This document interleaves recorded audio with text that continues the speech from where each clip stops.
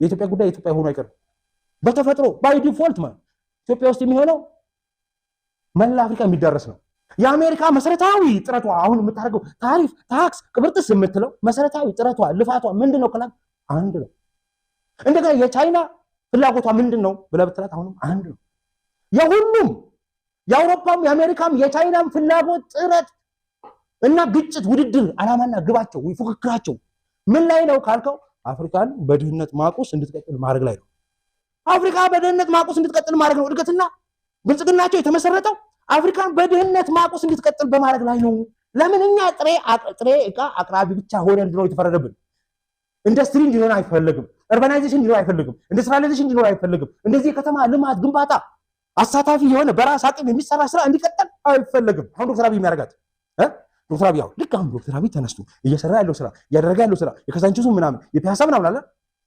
እሱ ይሄን ሲሰራ ምዕራባውያኖቹ ምን ያደርጋሉ ስልቶች በለው ኩዴታር በመንግለ መንግስት ሚዲያውን ተቋጣጣ ዘመቻ ከፈተበት አጣጥለው ተረባረቡበት የሚለው ስትራቴጂ አለ ያንን ስትራቴጂ እኛ ላይ ረባረባሉ እኛ ላይ ይከተላሉ የምታወራት ወሬ በሙሉ ጠላት ቀድሞ ያስቀመጠልህ በብሔር የምትባለው በጎሳ የምትጨፋጨፈው በታሪክ የምትጣለው እና ያ በሙሉ እኮ ተፈትፍቶ የተሰጠ ነው ኢትዮጵያ የበራው ብርሃን ለሁሉም የሚደርስ ነው ዶክተር አብይ መደመር ያለው ነገር በአፍሪካ መባዛቱ ነው የሚቀጥለው ምልክቱን ገና ከወዲሁ ማየት ጀምረናል አዲስ አበባ የተሰራው ስራ ጆሃንስበርግ ደርሷል ይሄ ምን ያመጣል መላ አፍሪካ ምን እንዲሆን የኛና አርያነት የኛን ስትራቴጂ እንዲከተል ያደርገዋል ይሄ ደግሞ የምዕራባውያኑ ፍላጎት ይጻረራል አውሮፓኖች አይፈልጉም አሜሪካኖች አይፈልጉም በዘመናት አንድ ነገር የሚከሰተው ይሄ ድል የዓለም ኃይል አሰላለፍ የሚቀየረው በዓለም አንድ በታሪክ አንድ ነው በዘመናት አንድ ነው የሚከሰተው በ30 በ50 ምናምን ዓመት ውስጥ ነው የሚከሰተው እንግሊዝ ወርቃ አሜሪካ ስትመጣ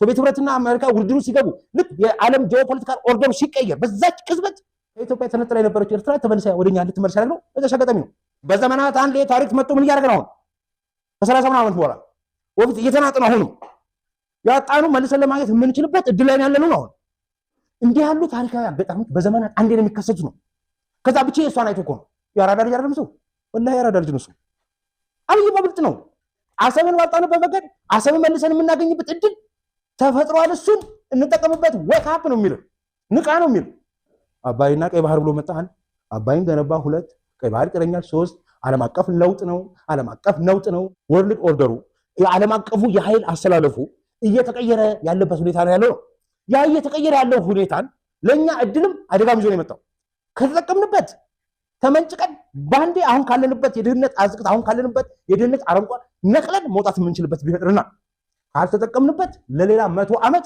በድህነት አረንቋ ውስጥ እንድንቆይ ያደርገናል የሞት ሽረት ጉዳይ ነው የሚሆነው ዶክተር አብይን ጉዳይ አስመልክቶ ተናገሩ ተመልክተን ተመልሰን እንገናኛለን አሁን ዓለም በብዙ ነውጥ ውስጥ ነው ያለችው በርትተን ከሰራን ተባብረን ከሰራን ያየነውን ለመጨበጥ ከተጋን ያኔ ኢትዮጵያ ሾልካ እኛ ያለፍንበት መከራ የማይቀምሱ ልጆች ይፈጠራሉ ለዚያ ግን መትጋት በእጅግ ወሳኝ ነው በቅርቡ እንዳልኩት ሁሉም ሰው አይን ተገጥሞለታል ሁሉ ሰው ግን ብርሃን የለውም አይን ስላለው አስቀድሞ ይሄን ማየት ይቸገራል ይሄን ፈጥረን ስናበራ ግን ይሄን ማየት የሚቸገር ሰው መኖር የለበትም ከዚህ ቀደም ግራ ይገባው ከዚህ ቀደም ያልገባው ከዚህ ቀደም የተወናበደ ሰው አሁን ካሳንቺስ መጥቶ ሲያይ ግን ጥላቻ ከሌለው በቀር ሀገሩን የሚወድ ዜጋ ከሆነ በቀና መንገድ ማየት መደገፍ ይጠበቅበታል ምክንያቱም ይሄ ለማንም ሳይሆን ለሁላችን የሚሆን ለልጆቻችን የሚተርፍ እንደ ሀገር የምንመኘውን ክብር የሚያጎናጽፍ ስራ ስለሆነ በዚያ መንገድ ኢትዮጵያውያን እንዲያዩት አደራ ማለት ፈልጋለሁ እንዴት የሀገርን ስትራቴጂክ ኢንተረስት ማስከበር እንችላለን ጊዜው ትክክለኛ ጊዜና ቦታው አሁን ነው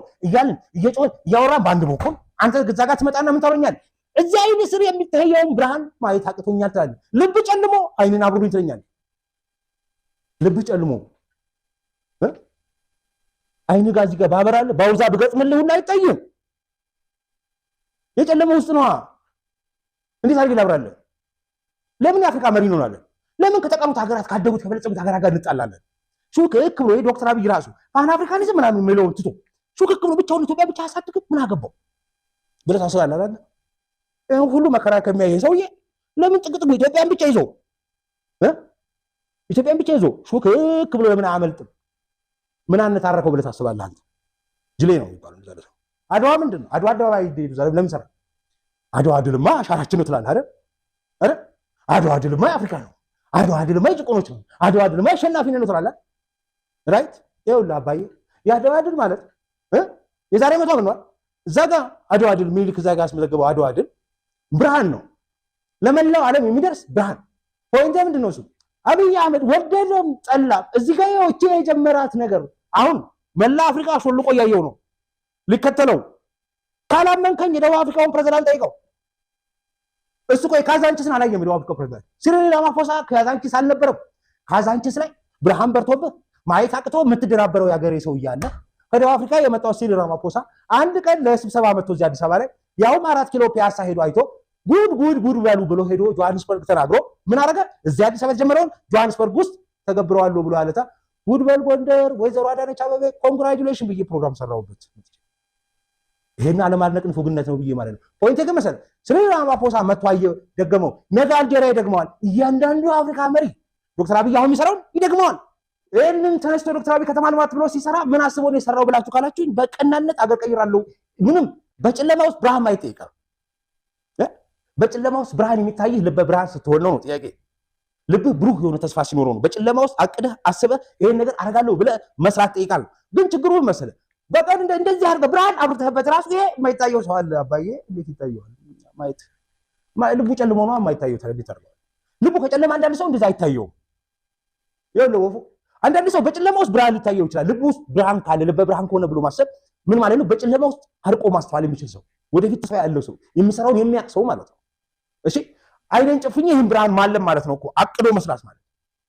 ካዛንቺስና ምናምን ፒያሳ የተሰራው ስራ ይኸውልህ ከልብ የተሰራ ስራ ነው ብቻ ሳይሆን የልበ ብርሃን ስራ ነው ብዬ ልለው ይችላል። ልበ ብርሃን ቢስል በጨለማ ውስጥ ብርሃን ማየት የሚችል ማለት ብርሃን መወጠን ማሰብ ችሎ ወደ ተግባር ቀይሮ የሚያበራ ማለት እንደዚህ።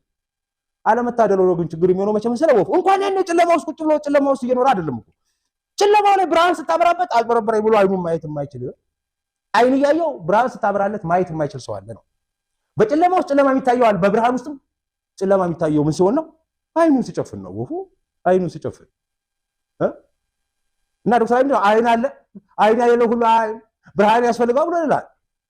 አውቃለሁ አብይ አንተ ብርሃን ስታበራ አይኑን የሚጨፍን ሞልቷል። ይሄ ኮንዶሚኒየም ልማት ይሄ ስራ ሲሰራ የተጎዳ ሰው የለም ማለት አይደለም። እቺን ነገር እንዳዘነጉ ምኑ ጋር መሰለ ወፍዬ አንድ ሰው ከአባቱ ከእናቱ እንትወረሰ ሰፈር ልማት አባይ ኮሪደር ባለፈበት ሰፈር እልም ያለ ድለኛ ሆነ አለ ድረቢስ ይሆናል። ኮሪደር እንደዚህ ያለፈ ማለት የዚህ ሰው የዚህ ህንፃ ዋጋ በአንድ 10 እጥፍ እንጨምር ትቀልዳለህ እንዴ? ዋጋው በዛ ልክ እንጨምረው። ግን ደግሞ ወይ የወያኔ ዘመን ሆነ ወይ ደግሞ እድለኛ ሳትሆን ቀርተህ እግር አስፋልት አንፈራጣ የሰራ ህንፃ ከሆንክ ጠርምሰው ይሄዳል አንተን ማለት ኦፍ ኮርስ አይጎዳል። ግን ምን መሆን አለበት? ለአንተ ተብሎ መንገድ አይቀርም፣ ለአንተ ተብሎ ሳይሰራ አይቀርም። ራይት ስለዚህ ይሆናል ይፈርሳል። ተገቢ ካሳ ይከፈል። አዎ ካሳ ትከፍለው ይሆናል። ግን ምንድነው በቂ ሊሆን አይችልም። በቂ ካሳ ከፍዬ ምናምን ጨዋታ አይሆንም አይቻልም። ኢትዮጵያ ውስጥ አይቻልም። የሚከፈለው በጣም ዝቅተኛ ነው። ስለዚህ ያለ እድል ምንድነው? ወፊ ያለውን ተቀብለ ወደፊት መቀጠል። ወቅታዊ መረጃዎች ቶሎ እንዲደርሳችሁ ቻናሉን ላይክ እና ሰብስክራይብ በማድረግ ይከታተሉ።